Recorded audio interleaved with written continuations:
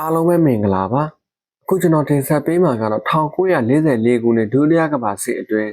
အနတဟန်ဆိုတဲ့မီးနောင်ကျိုးပေါ်မှာဂျပန်လူမျိုးများဖြစ်ကြတဲ့ခါဇူကိုဆိုတဲ့အမျိုးသမီးတူဦးနဲ့အမျိုးသား32ဦးတို့တောင်းတင်ပြီးထူးဆန်းစွာဖြစ်ပျက်ခဲ့တဲ့အကြောင်းကိုပြန်တင်ဆက်ပေးမှာဖြစ်ပါတယ်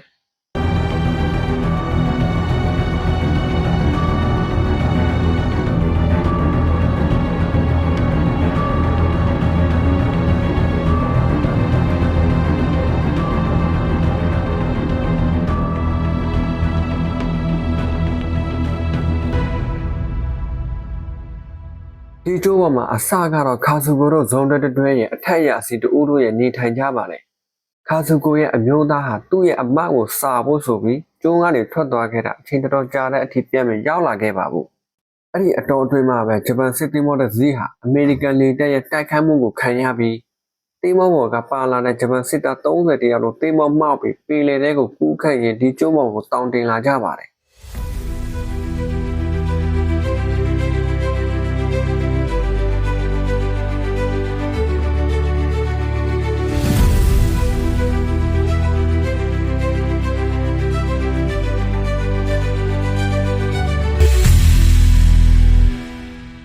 အဲ့ဒါကြောင့်ဒီကျိုးပေါ်မှာအမျိုးသား32ဦးနဲ့အမျိုးသမီး2ဦးစုစုပေါင်း33ဦးတို့ဟာ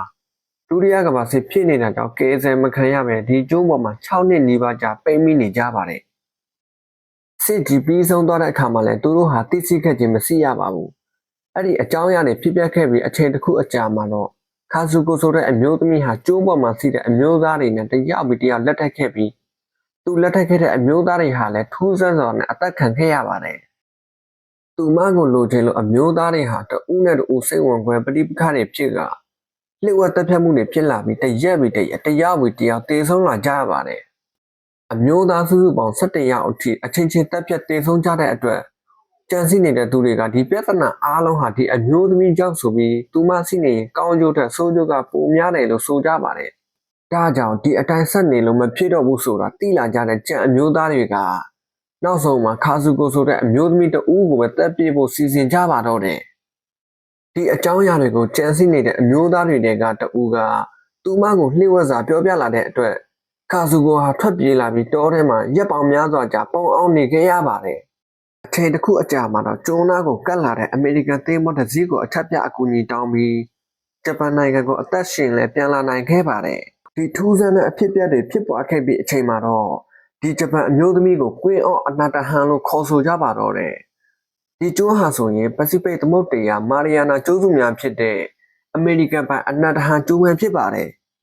ယခုချိန်မှာတော့ဒီကျိုးဟာဆိုရင်ငလင်တွေနဲ့မီးတောင်တွေရဲ့အကြိမ်ကြိမ်ပောက်ကွဲမှုတို့ကြောင့်လူနေလို့မရတော့ပါဘူး